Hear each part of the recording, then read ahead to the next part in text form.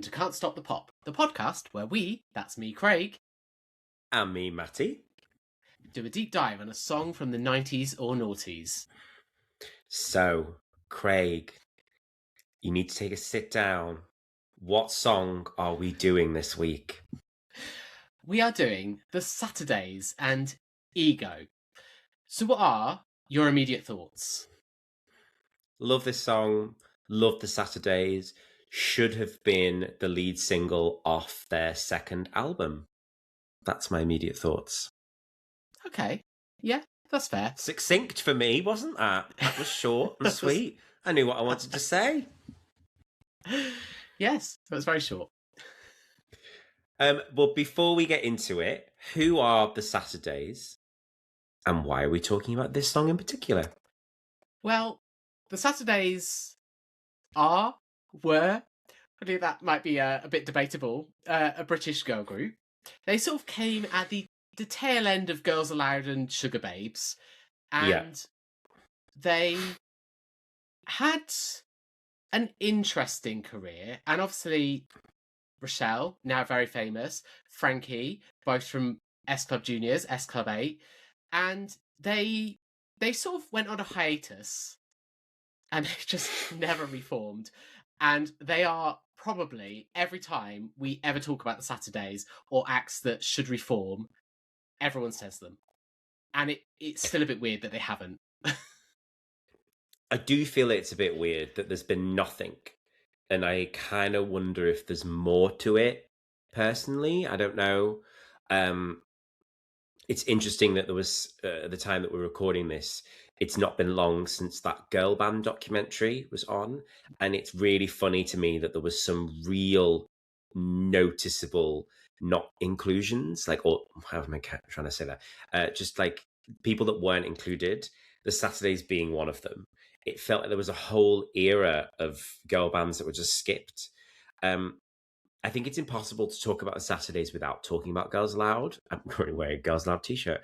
But because I feel like the Saturdays were created as a bit of a reaction to Girls Aloud. From what I remember, correct me if I'm wrong, their debut came out very similar time to the final Girls Aloud out of Control. So Chasing Lights and Out of Control were out at similar times.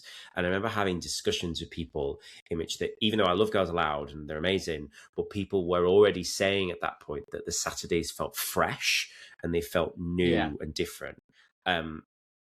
Even though they probably were way more manufactured at that point than Girls Aloud had become.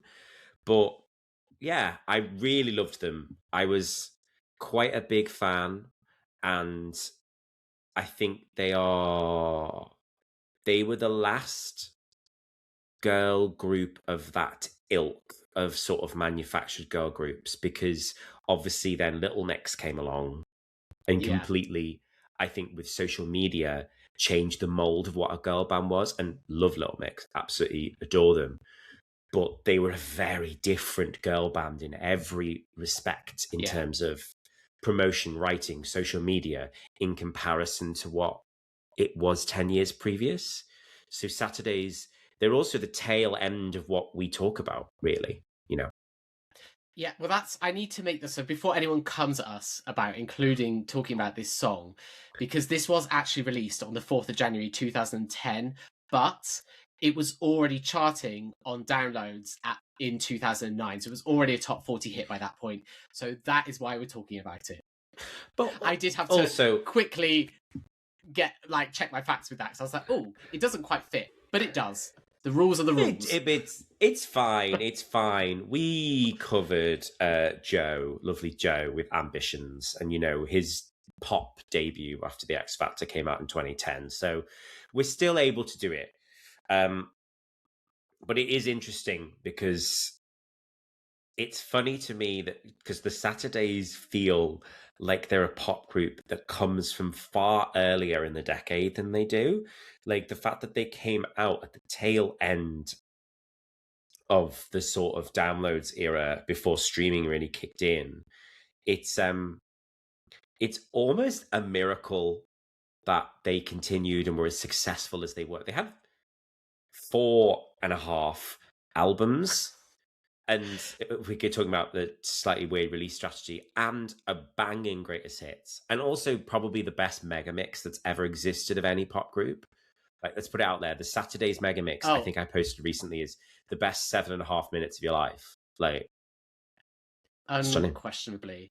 So before we get into the song, I think and it's interesting because I think we will have to talk about the album campaigns and actually the space that the Saturdays occupied, because I think Ego possibly, along with Higher, encapsulates the constant struggle that they found themselves in as a girl group who came at the end of an era which was very campaign driven, to an era where you could just have a hit with a song that didn't need to come from an album. And I think the Saturdays found themselves in that.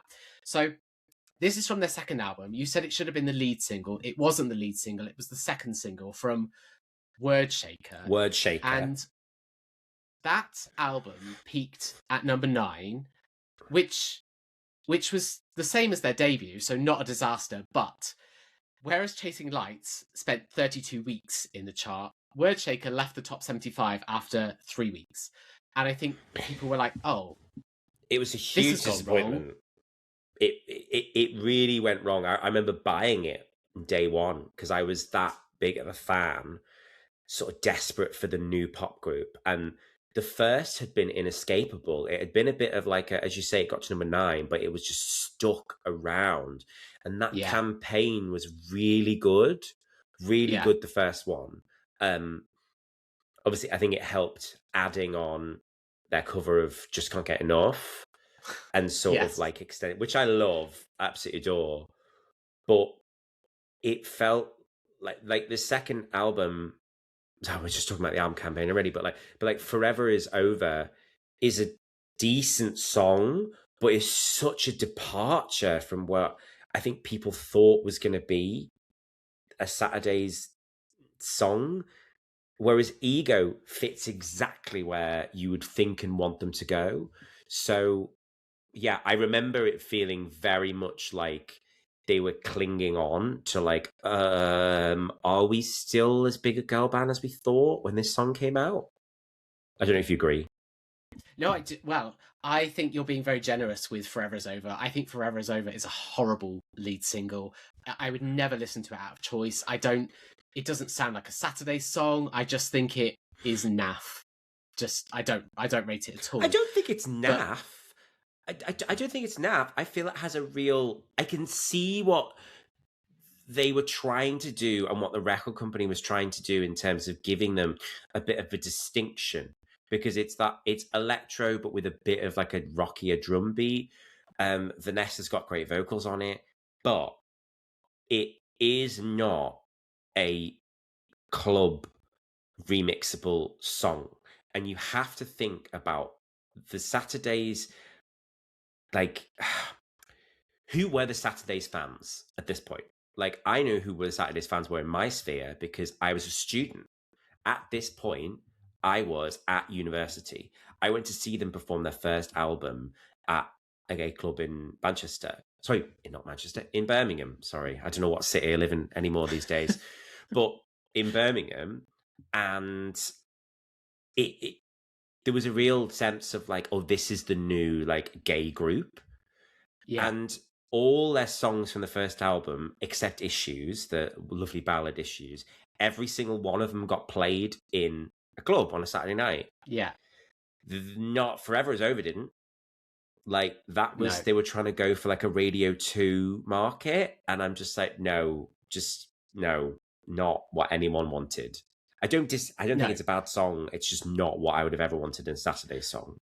Okay, well, I think it sounds like the lead single from a second Hilary Duff album. And I love Hilary Duff, but that's not what I want from the Saturdays. It's not what I want at that stage in the noughties. Anyway, so in talking about Ego, the one thing that really struck me, so I was reading about it, Steve Mack, who was one of the co-writers, he acknowledges the influence of Lady Gaga, who was obviously around at that point, but I don't hear that in Ego. I don't associate Ego as a a Gaga sounding song. I don't think of those two as occupying the same space at all, other than the fact that they're both pop and electro-y.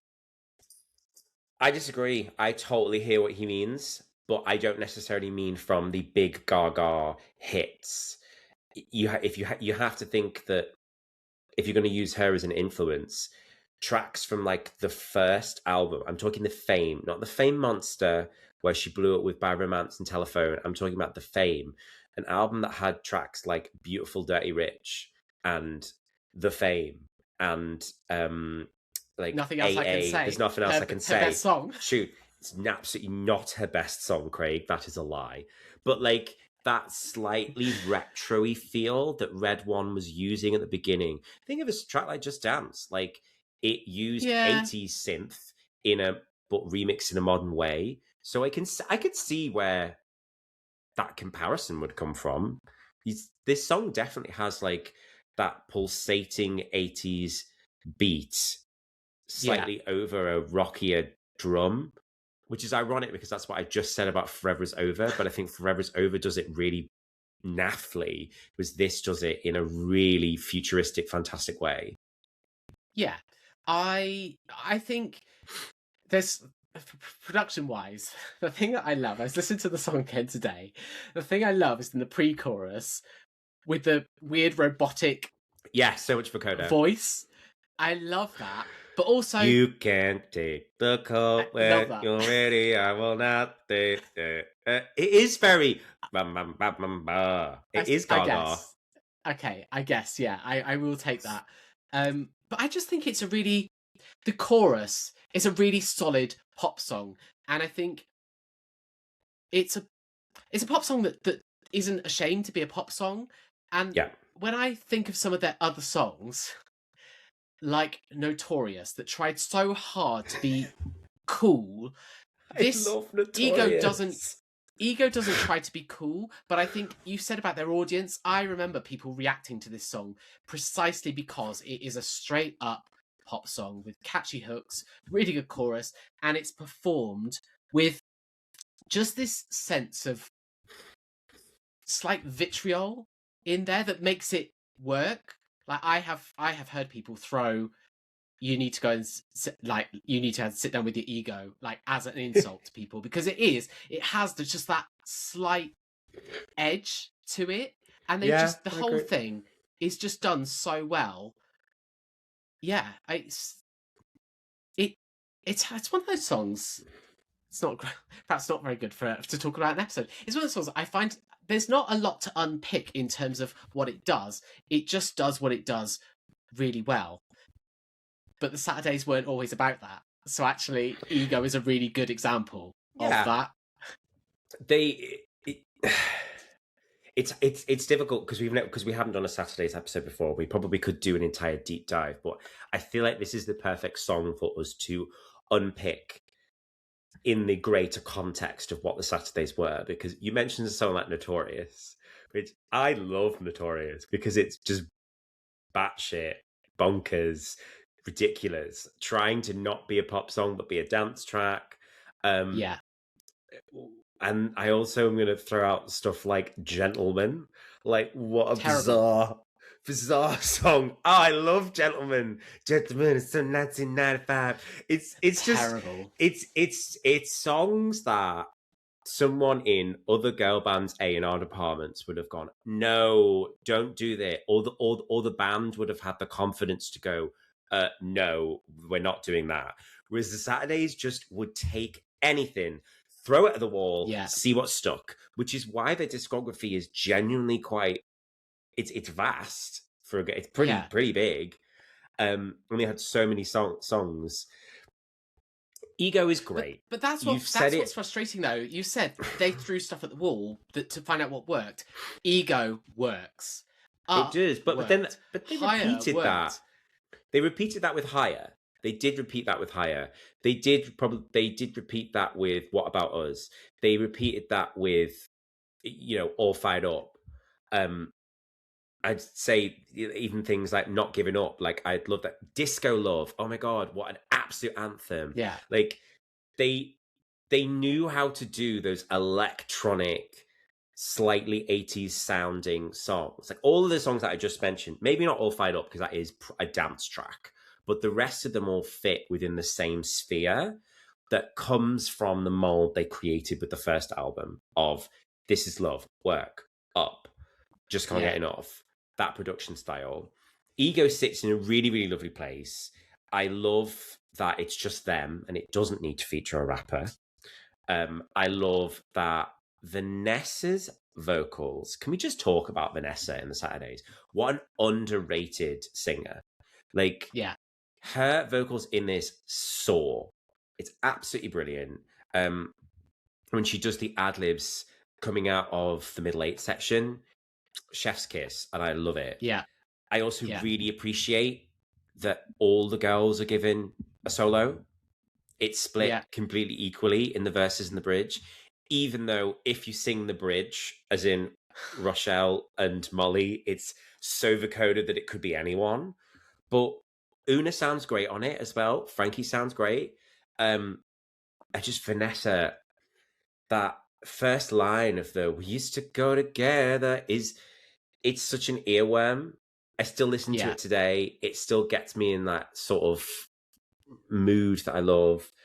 But yeah, I think you say that there's not much to unpack with it, but you know, the production as well, it's got that sort of like like the synth is so repetitive, but yet there's like a real sort of like classy, almost like strings bass in the bottom of it. Whereas the wah wah effect that's using the wah wah wah wah wah wah in the chorus is great. I was listening to it really trying to unpick. I probably need to listen to just an instrumental version of it as well. It sounds like you were in the studio doing the instrumental. No, I loved it. No, I think if I think about what we like about, or what we often discuss about good bubblegum pop, turn the clock back 10 years. This does everything that I think a good early Britney song does, in terms of not necessarily in production, but in terms of the way there's a really nice flow from the verses up to the choruses, and then the chorus comes in, and the chorus is exactly what you want it to be, and it does exactly what you want it to, from the way that sort of the crescendo from the verses, and I really like that, and that's what I mean when I say it's a pop song that just is okay with being a pop song. I don't feel like it's trying to be cool. It is cool because of what it does and the way it does it, but it's not trying. Yeah, or it doesn't come across that way. Sometimes the Saturdays tried to mixed results. I mean, the immediate single after this, which we will talk about the whole let's rush to another album campaign sort of thing. Should we talk about the video? Because there's a lot to talk about the video. I love the video. Okay. What's happening in the video, Craig? Tell us. Okay. Tell us. Okay, Matty. Now, I want you to imagine that. I want you to imagine that the budget for Marvel's Avengers Endgame was not $356 million, but £356. That is this video, but I love it for that. The thing, so it's superheroes, right? But it's just so, it's like someone in a boardroom said, we'll dress them up as superheroes. And someone's gone, great. Will they have a story? Will they be given powers? Will they be doing no. Like, they have Vanessa has like a witchy power, and she like moves things, and it's essentially they're outing someone who's like a politician on a stand, but it turns out he's the villain. And then Molly's power is that she blows him over. She literally goes and she falls over. That's the extent of the powers. I had some questions from the video. Okay. Because I actually watched this video with my friends. It was on the TV like last weekend, and I was like, "Oh, I'm talking about this on the podcast soon. Let's pay attention." And all we said was, "Why are they all in superhero outfits except Frankie? Frankie is dressed like And I went, hang on, she's a reporter. She's meant to be like Lois Lane. Like, so there's as a superhero geek, there are superhero references in there. She's Lois Lane in the crowd.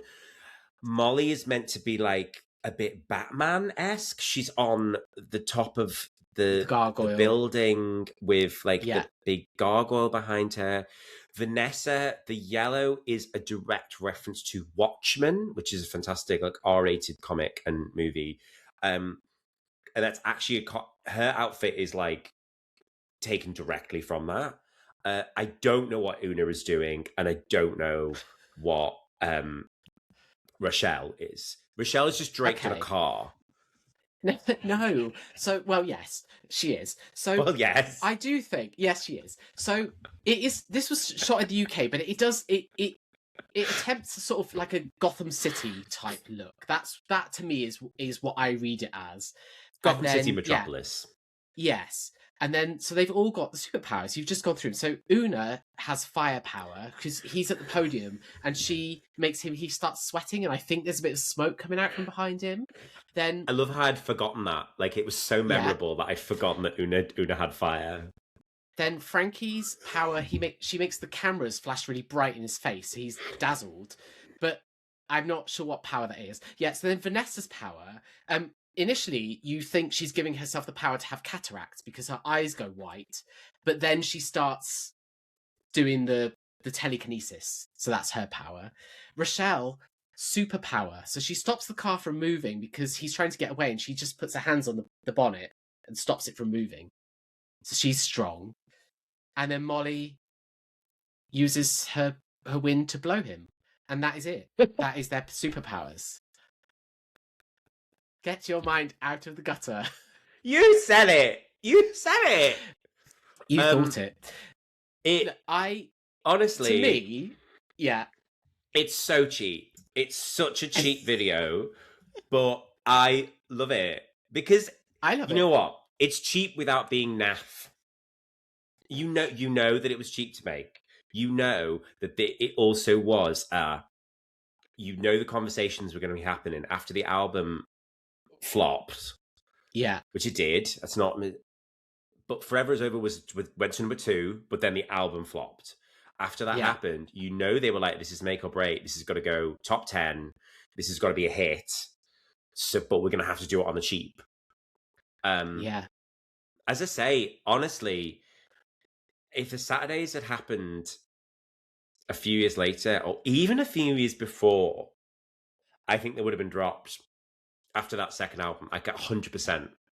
I think they are very lucky, and I'm glad they didn't. Yeah, no, we will.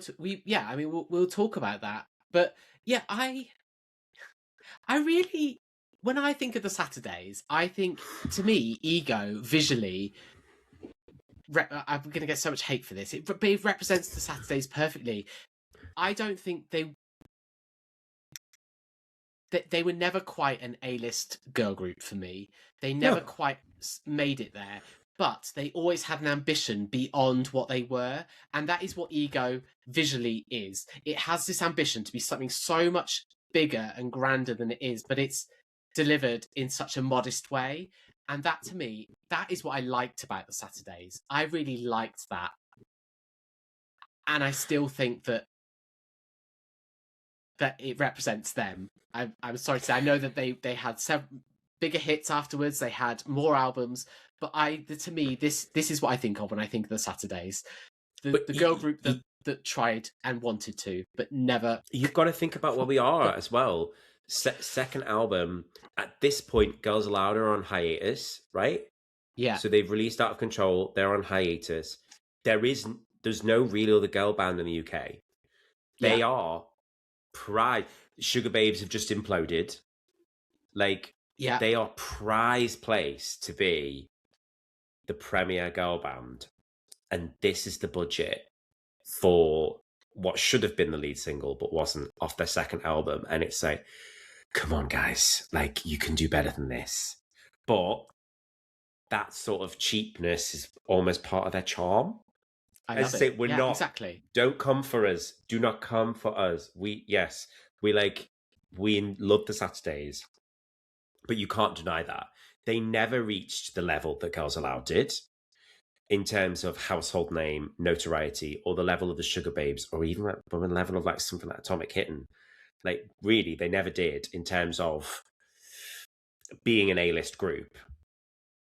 And by the time they finished, Little Mix had already gone, wow, okay, we've completely changed the game of what is expected from a girl band. Yeah. But we love the song. Yes. So that is in depth what we think.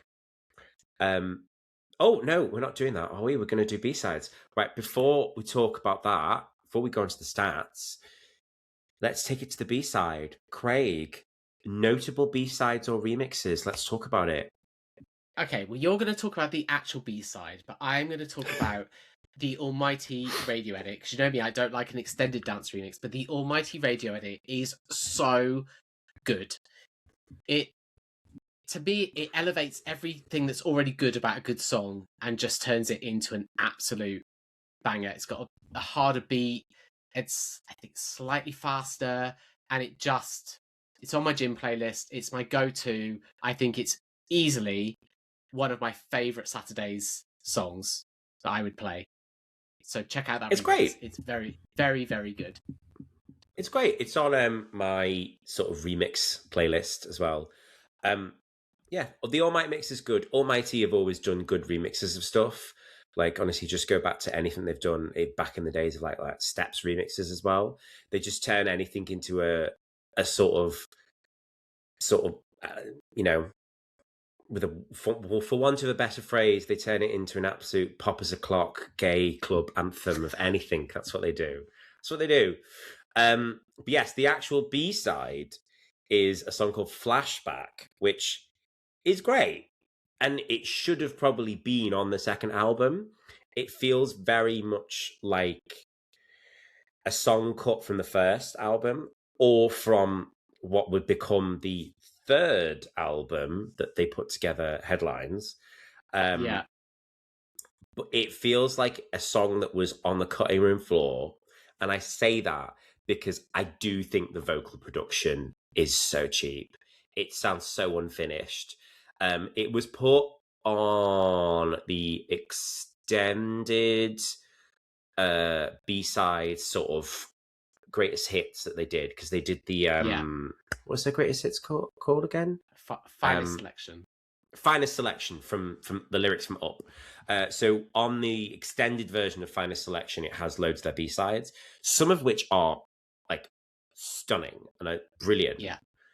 But you'll understand what I mean if you listen to it. Great chorus, typical Saturday sort of 80s synth sound, but to me it just doesn't sound finished. Like, you put it next to Ego and it's like, oh, this is clearly the B-side. I agree. I listened to it earlier and I was thinking, A, yes, it should have been on the album, but B, I was also thinking, yeah, it fits. It's the perfect flip side of Ego. And I was thinking, this almost could have been a single. But then I clocked the production. And of course, if it was on the album and it had been used more prominently, it probably would have had a better production. But it does feel half produced. It sounds like a demo. Yeah. Yeah. So that is what we think. And we've touched on it already. But what happened when this was released, Craig? How did it link into the album campaign, and what happened after that?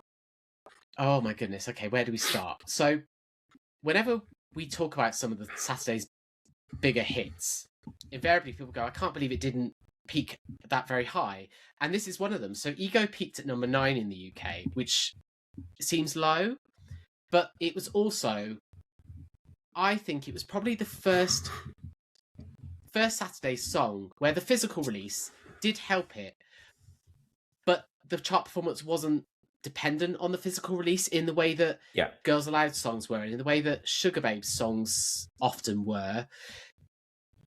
The chart position, it was the chart success was purely driven by the fact that people liked the song and started downloading it, and then they released a physical single and people just carried on buying it. So it never had that consolidated 1 week of sales to push it maybe into the top 5. But I don't think that I don't think that matters when you've got a song that can just sell. I think ended 2010, sold 313,400 copies, was the 86th bestseller of the year. And it's now been certified for sales or chart units of 600,000. I don't know how close it got to that, but I can well believe it's still streamed in the digital era. And so for them, it was a success, but for the album campaign, it wasn't. So Wordshaker did re-enter the chart for 3 weeks. It went no higher than number 37, and that was essentially the end of the album campaign, despite the fact they'd had one of their biggest hits from it. And then, so what they did was they went back into the studio and they released this EP called Headlines. And it had Ego on it. It had a couple of songs. And Forever Is Over. And some other new songs. So it was, I mean, I don't really know. I don't really know what they were trying to achieve with it. They could have just re-released.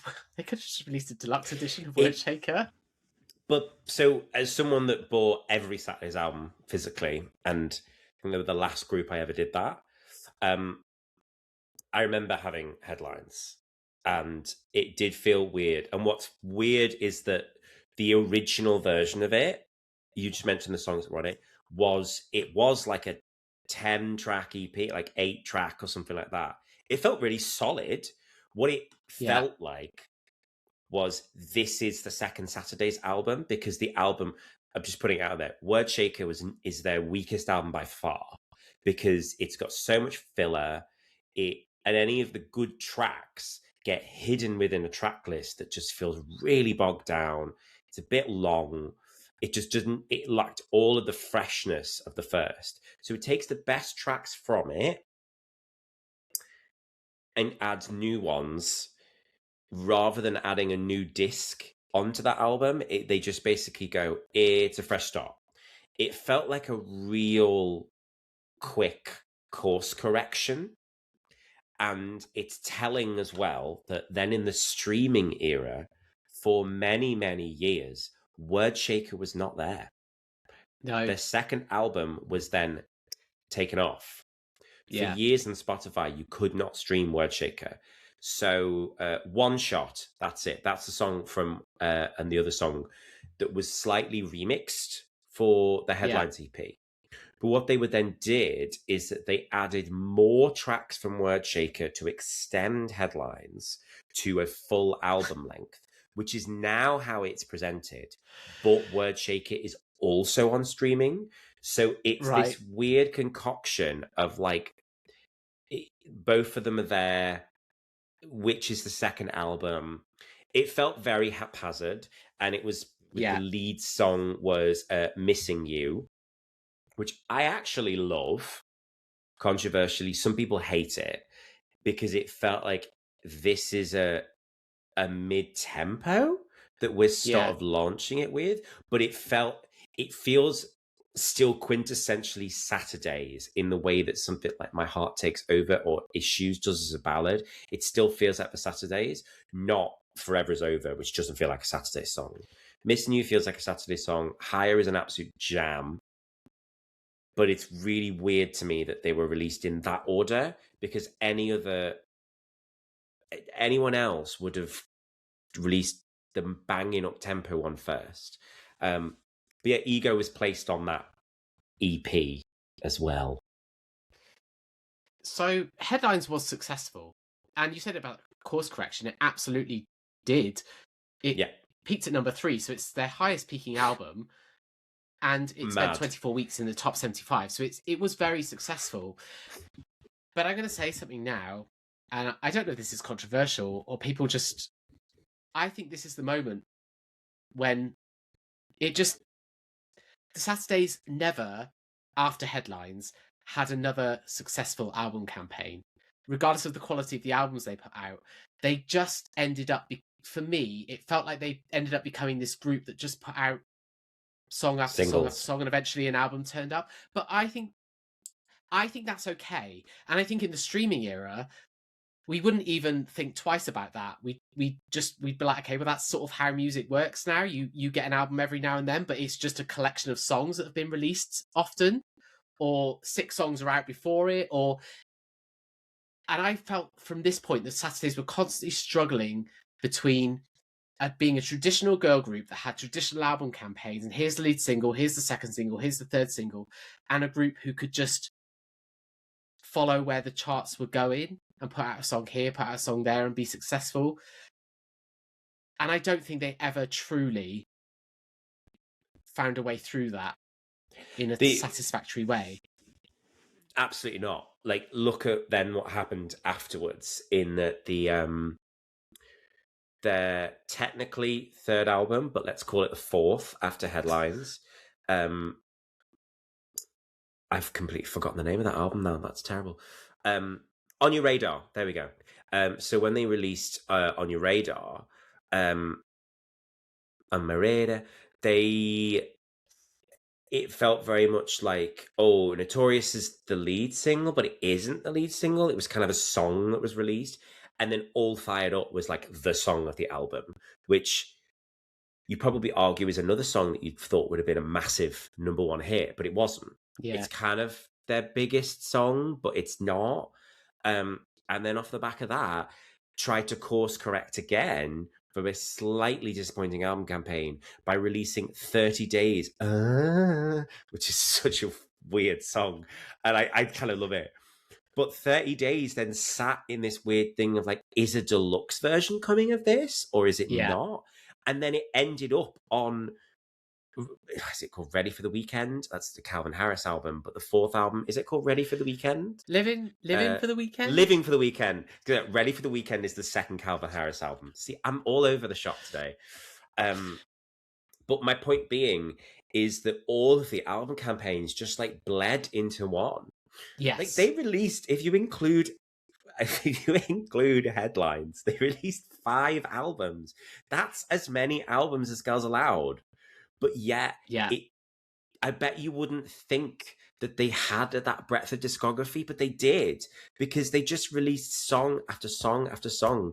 Like, and then the next album, Living for the Weekend, you had, technically that has 30 Days, What About Us, Gentleman, Disco Love, and Not Giving Up. That's like a full-on album campaign, and yet the album feels like a nothingness.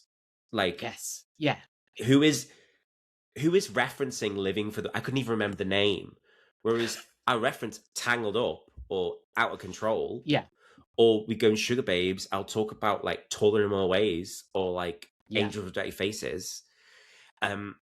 Sorry, it's got really slagging off the Saturdays there. I didn't mean it to. No, it's not. I don't think it's that. I think... So when I think about it, so we bring it back to what I think Ego established with the Saturdays was that actually it equipped them for the digital era probably better than Girls Aloud and the Sugar Babes. But I don't think the record label was able to make that transition. So you did end up with these singles that would come out and they'd be attached to an album, but the album campaigns didn't really have any identity. So for me, the Saturdays are at their weakest when they were trying to be a traditional girl group from the 90s and noughties. They worked best when they could just go with what works, and that's why their Megamix worked so well, because they were so eclectic. So I don't think it's criticizing them, it's just saying that they were caught in an era and they never quite transitioned away into the digital era or away from the physical era. They always felt somewhat caught in the middle. Yeah. All right. To quote Sugar Babes. Yeah. Do you have any final thoughts? I think that's a really good summing up. No, I could think of anything else, but I enjoyed. I enjoyed revisiting this song and this era. I love the Saturdays, despite what I've just said, and. No, but it's true. I think we're just speaking about things objectively and honestly. There's no point us being, sycophantic here and just being just like, oh my God, you're amazing. Like, we got to talk about things real. And they were the last remnants of that girl band era that struggled to, but somehow managed to survive 5 albums through before the industry completely changed. And I long for the day in which that maybe they will get back on stage together, because I do think the nostalgia is there. Like, do I think they could do a 30-day arena tour? Maybe not.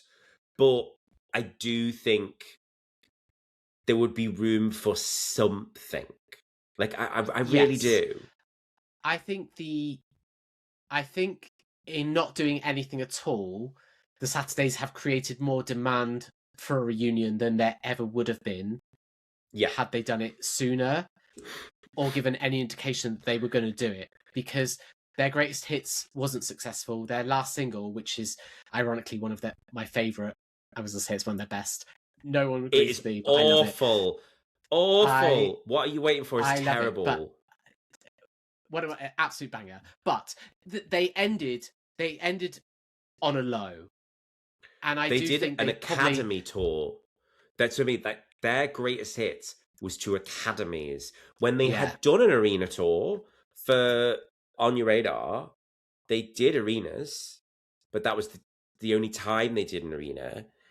To end the greatest hits and academy tour, it did feel like a bit of a whimper. I had tickets and I couldn't go. I can't remember why I couldn't go. There was some reason. But yeah, it felt like very much like a whimper at the end of that era. But they've become a bit mythical, I think, now, in terms of like, oh, will there be a Saturdays reunion? And I don't know what it would be. Like, I think they could do more than just I don't think they're ever going to just reunite for Hoopla. People don't do that. People have this fantasy that people are going to reunite for Hoopla. I'm like, no one's going to come and do a festival to that many people having not performed in 10 years. They're going to do their own gig on their own terms. Yeah. But we'll see. We'll see. Oh, well, if you want to listen to Ego by the Saturdays, you can find it on streamings on the album Wordshaker or Headlines, or, their greatest hits album. And Craig, where can they find us? So Can't Stop the Pop has a website where there are over 500 reviews, which you can find at can'tstopthepop.com. We're also on social media. You can find us on TikTok, Instagram, YouTube, and even Facebook for the old schoolers. Just search for Can't Stop the Pop and you will find us. We also have a Patreon at patreon.com/Can't Stop the Pop for bonus content and exclusive episodes. For as little as £1 a month, you can witness us rewatching Miami 7. One of us is loving it, one of us is not. I'll leave you to guess who's who. But it's well worth one of your pounds. It's great. It's all good fun. We also do other sort of longer form deep dive discussions. Or do subscribe to the channels. Get in touch. Let us know what you think of the song. What you think of the Saturdays. How would you do a Saturdays reunion? That's the question for you. Please leave us a review, but only a good one, wherever you get your podcasts from. Thank you so much for listening, and join us next time for more Can't Stop the Pop.